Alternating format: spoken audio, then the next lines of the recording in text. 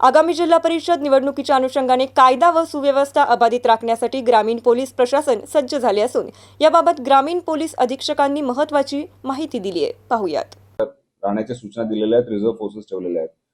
त्याचबरोबर इलेक्शनच्या अनुषंगाने जो आमचा डिस्ट्रीब्युशन आहे, माननीय कलेक्टर साहेबांबरोबर आम्ही जेव्हा प्रेस कॉन्फरन्स घेतली त्यावेळेस सुद्धा माहिती दिली होती की जो स्केल आहे त्या स्केलच्या अनुषंगाने बंदोबस्तची आखणी करण्यात आलेली आहे. बेसिकली बंदोबस्त जो असतो तो पोलिंग बूथ, पोलिंग स्टेशनचा बंदोबस्त असतो. त्यानंतर मेन एंट्री गेट आहे पोलिंग स्टेशनचा, तो 100 मीटरचा बंदोबस्त, सेक्टर पेट्रोलिंग, SST आणि FST, त्या अनुषंगाने जो स्केल आहे त्याप्रमाणे बंदोबस्त लावण्यात आलेला आहे.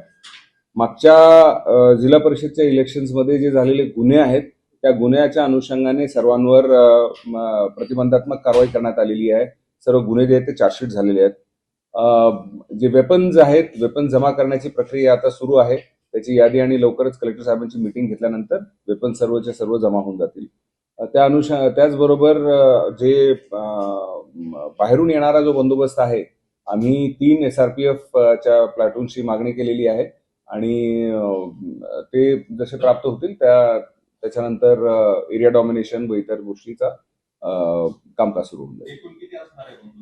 बंदोबस्त त्याचा मी तुम्हाला आकडा देऊन टाकतो. आता मी तो तक्ता आहे माझ्याकडे, मी देतो तुम्हाला. ते आता प्रक्रिया चालू आहे. आमचे हद्दपारीचे जे वर्षभरात आता प्रक्रिया झालेले अभी प्रपोज्ड है 35 to 40 50 129 से लेकर MPD तक. म्हणजे जवळपास एक 30 ते 35 जे आरोपी आहेत त्यांच्यावर चॅप्टर केसेस पासून ते तडीपारीपर्यंतच्या सर्व कारवाया होणार आहेत. नाही, अजून तरी काही नाही तसं. ते नंतर जरी झालं तर त्या टेक्निकल स्वरूपाच्या म्हणजे जे इलेक्शन कमिशनचे जे क्रायटेरिया त्याप्रमाणे जर असतील तर त्याप्रमाणे होतील. परंतु ती आता कलेक्टर साहेबांबरोबर ती मीटिंग झाल्यानंतर त्याचा निर्णय होणार आहे. त्या आम्ही ऑलरेडी घ्यायला सुरू केलेल्या आहेत. त्याचबरोबर आज सगळ्यात महत्वाचं म्हणजे आज नॉमिनेशनचा शेवटचा दिवस आहे, तिथं होण्याची शक्यता आहे. त्यामुळे बंदोबस्त मुबलक प्रमाणात ठेवलेला आहे. त्याचबरोबर सर्व जे काही कॅन्डिडेट्स आहेत, संभाव्य कॅन्डिडेट्स, त्यांच्याशी संपर्कात आहोत आम्ही आणि कुठेही काही कायदा व सुव्यवस्थेचा प्रश्न निर्माण झाल्यास त्याच्यावर तात्काळ कारवाई करण्यात येईल.